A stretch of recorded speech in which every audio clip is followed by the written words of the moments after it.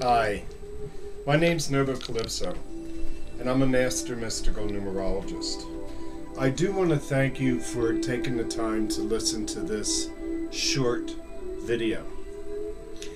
Firstly, I want to address why I'm called a Master Mystical Numerologist. It's really, when you put the words master, mystical together, it's almost like an oxymoron. They don't go together. Because master basically says you've mastered something, which is impossible, and mystical is a search for truth. So you can't, you can't master searching for truth.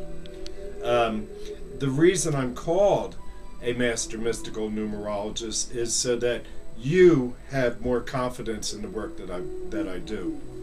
I've been researching this mystical numerology for over 33 years. I've been working with it very intensely. I live it. It's my guide in life. I don't live any other philosophy. When I need to understand something, all I do is look at the numbers.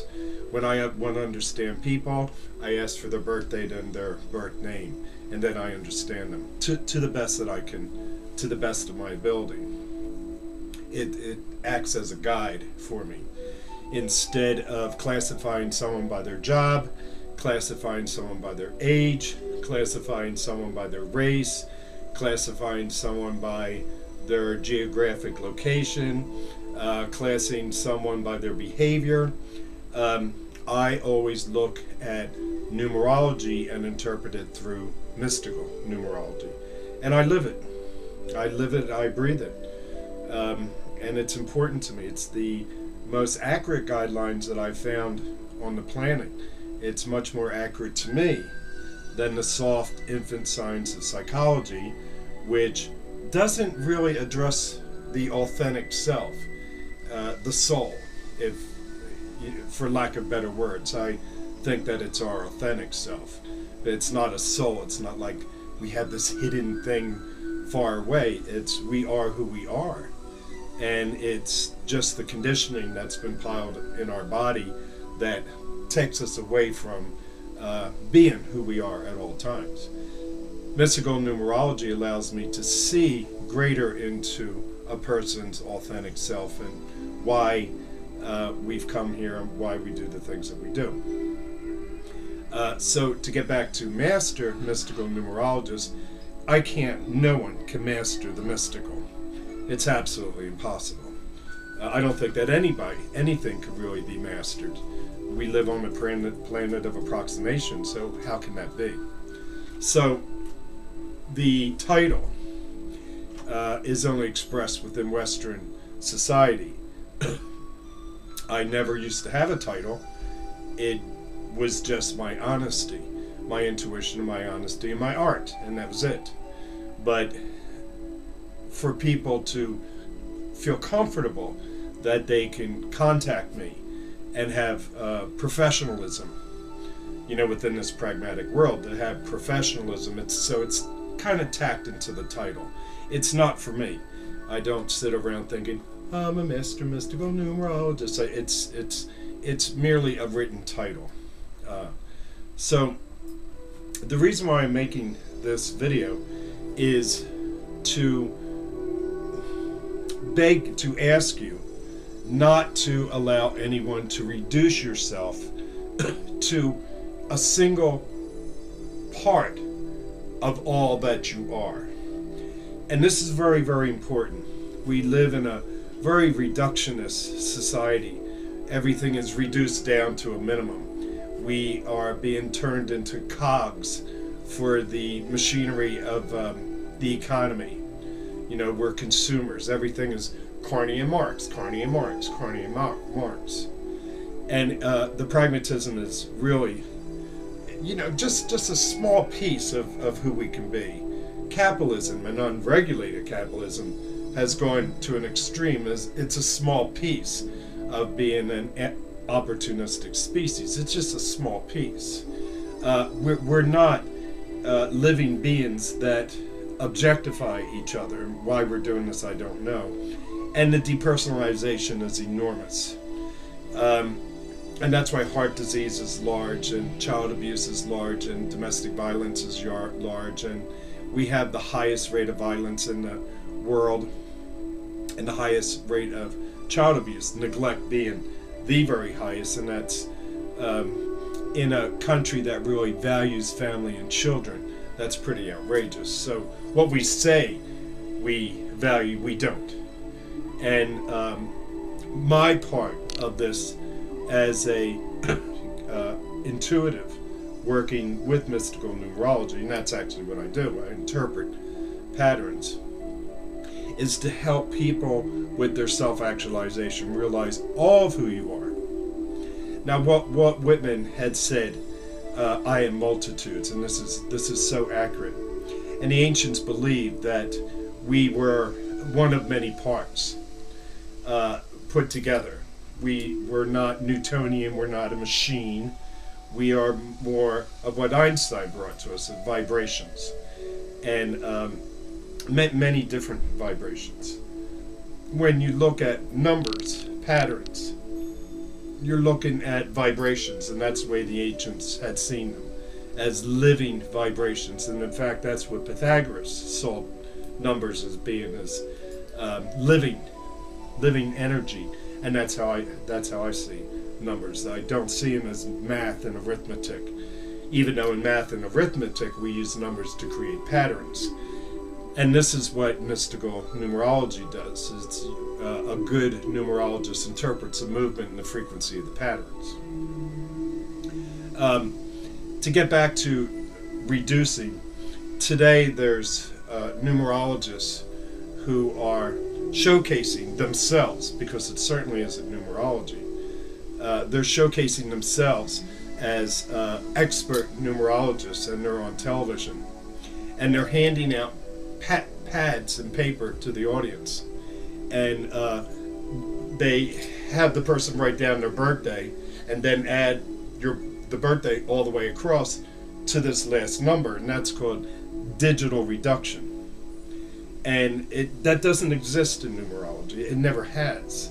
I think that the Golden Dawn, the people with the Golden Dawn may have changed it to that.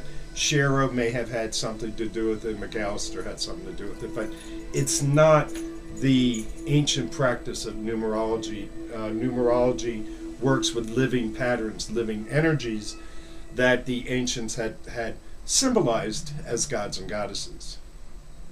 So these numerologists who hand out this pad and this paper, and they have an audience of maybe 200 people, or 100 to 200 people, reduce themselves down within those few seconds to one digit, one number.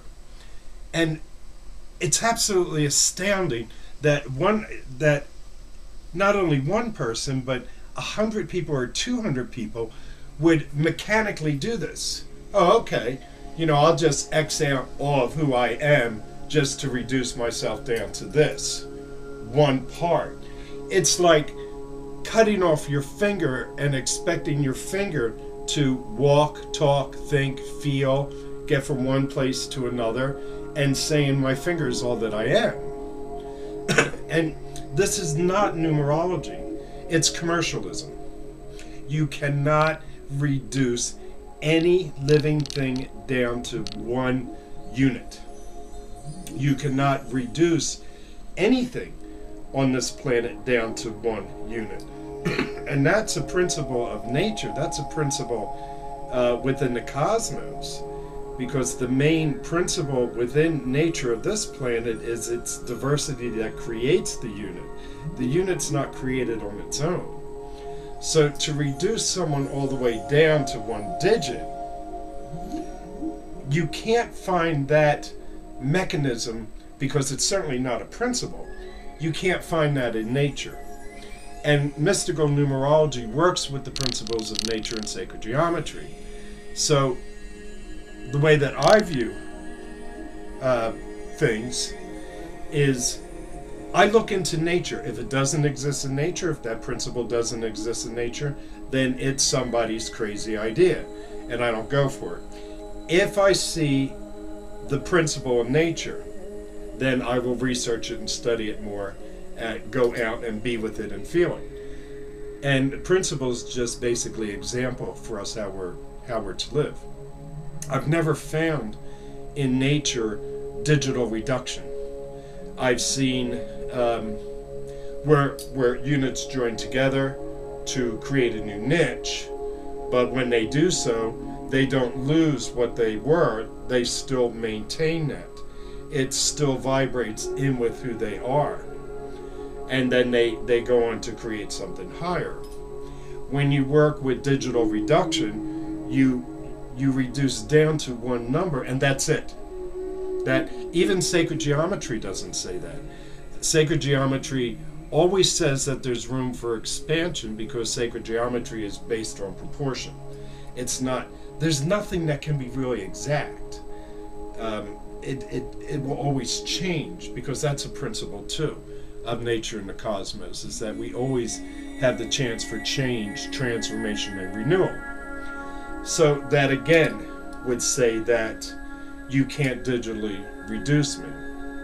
Now I'm asking you to be aware of this so that you will never allow yourself to be digitally reduced or reduced in any shape or form. You know, you can't be reduced by a behavior. It's a behavior, so you can't have your whole being reduced by that behavior. Say, if life got crazy and you committed a crime and you did the time and you come out and you're called a felon, you're not reduced down to just being a felon. It was a behavior. And so you can't live inside a reductionist society and say, this is all that I am, because this is not true. It's one small part of all of the multitudinous self, and that's who we are. And within the birth date, the birth path, which includes the time, you can't really exclude the time. And then the full birth name, you can see that there's a lot of different vibrations in there. And for every number, there's an equal letter, there's an equal color, and there's an equal note. So let's say all the numbers, which I call patterns, have a note. So when we think about this, we're not just one note.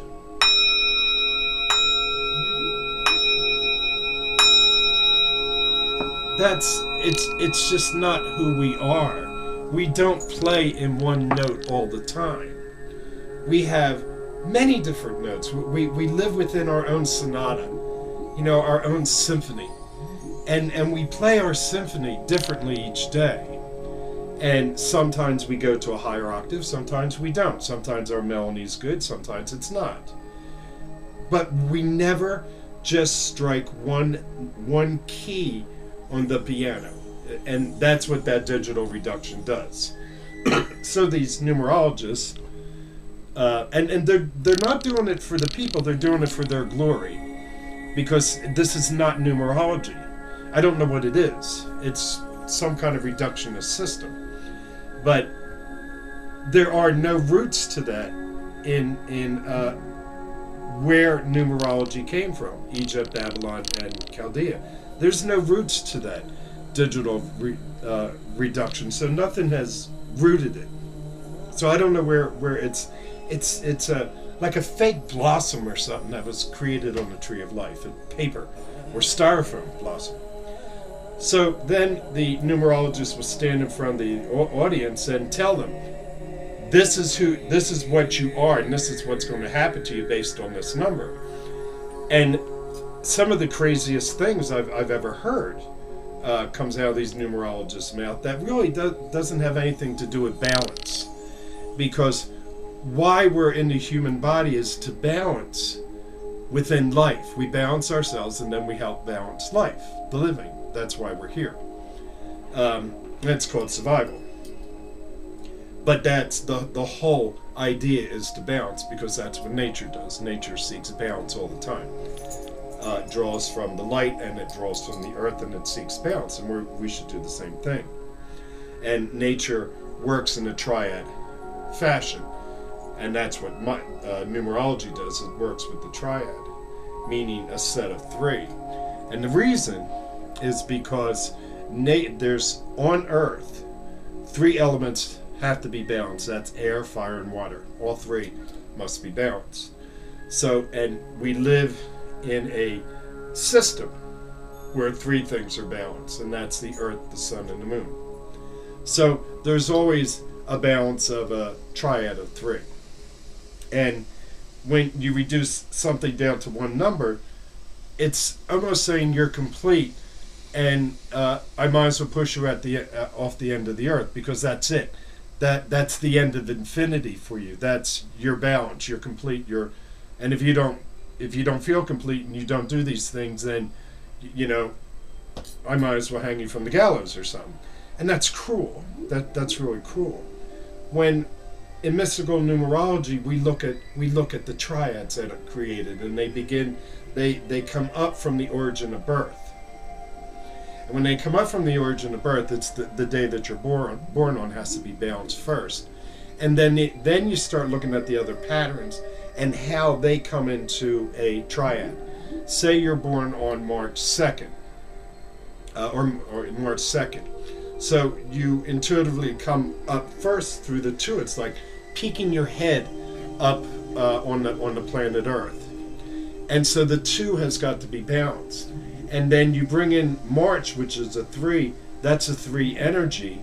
So what the first triad within that is the 3, the 2, and the 5. Those 3 energies have got to be balanced.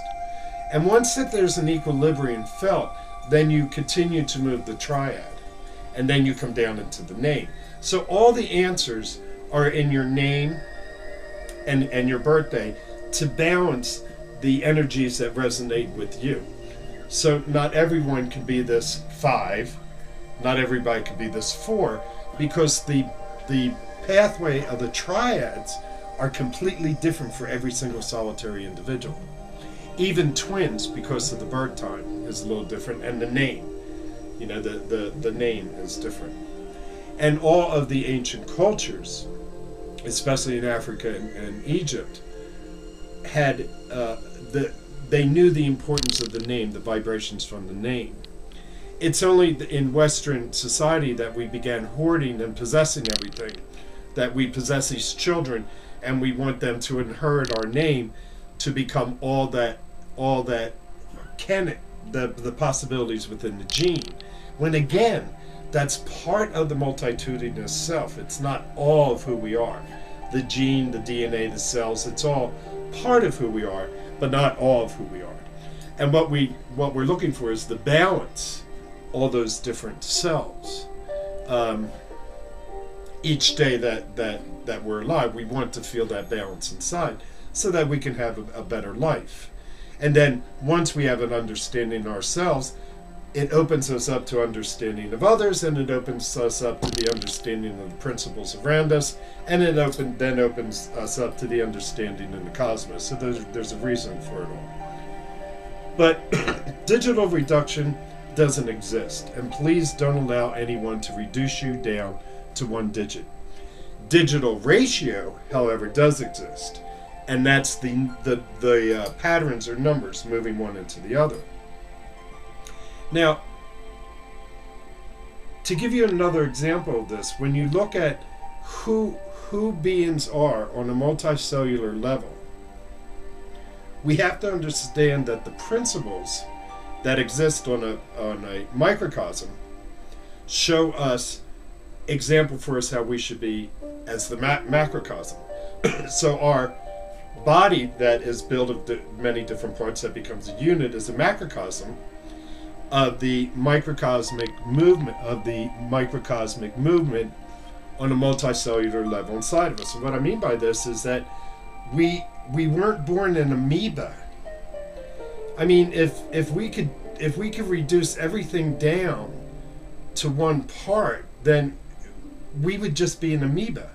There would just be a bunch of little amoebas, but that's not life. So when we look at ourselves on a multicellular level, there are millions and millions of cells, and what what the cells do is they cooperate one with the other. So we bring that principle of cooperation into our lives. They don't conquer one another, so therefore when we're out conquering, we're moving against the very principles not only of ourselves but of nature and the cosmos. So our cells cooperate one with the other. Even when when a cell becomes disruptive in our body, like cancer, the other cells will try to cooperate to take care of it. But there's no conquering. And cells interact with one another, they bond with each other, and they snuggle to create new niches, which creates a new pattern inside. So as a mystical numerologist, this opens up a guide when I look at patterns. Is I want to help a person cooperate with themselves, interact with themselves, so that they can balance with what resonates with them. And I could see it through the numbers. That's what numerology is. Cells to cascade, and this would be digital ratio. I call it the rain in the numerology I work with, but it's the cascading down. So this is how our cells move. These are the principles within our cells, and these are the principles around us. Nature cooperates one with the other. We're not talking about storms, because that's balance, and it's balance on a larger scale. And we're not talking about lions eating antelopes, because even though PBS would like to wrench our hearts out with those scenes, it's actually one energy joining with the other. We're just so materialistic that we see it differently, but it's the one energy surrenders to the other, and they actually become a new energy. And you can't destroy energy, so that antelope really isn't destroyed, but it moves in with the lion, and that's actually what happens on a vibrational level. It isn't one eliminates the other. Our Western society is like really gung-ho about this, and then we turn around, we make death, dying, and old age really horrific. When we're talking about transitions, there is no death. If there was death, we would never wake up, because we have that. We have a silent death every night when we go to sleep. We leave the body and we go someplace else. So to be frightened of death, really, it doesn't make sense. We do it every night. We do it every time we go to sleep. The body rests, we leave the body. In death, we just don't come back into the body. We're done. The body goes back to the earth. So the purpose for this is I'm sharing with you some of my knowledge in mystical numerology, but I'm really asking you, don't let anybody digitally reduce you down to a single digit. First of all, that's an affront to the art and science of numerology, especially mystical numerology. And second of all, you can't do that. And third of all, it's not for you, but it's for the person who just reduced you.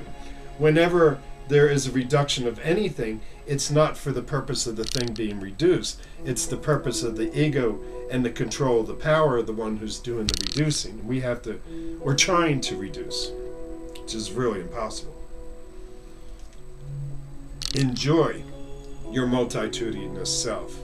Enjoy all parts of your being.